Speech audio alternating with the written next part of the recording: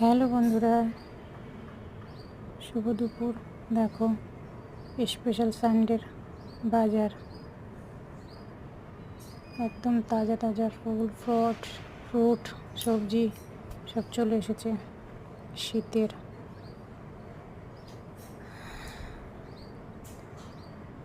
সবজির মধ্যে আছে কাঁচা কলা, তারপরে আছে চাল কুমড়ো, ফুলকপি, গাজর, লেবু, কাঁচা হলুদ, আমলা, পুদিনা, পালং শাক, আরও আছে সর্ষের শাক, তারপর আছে বাথুয়ার শাক। শীত মানেই শাক, শাক আর শাক, দেখেছ?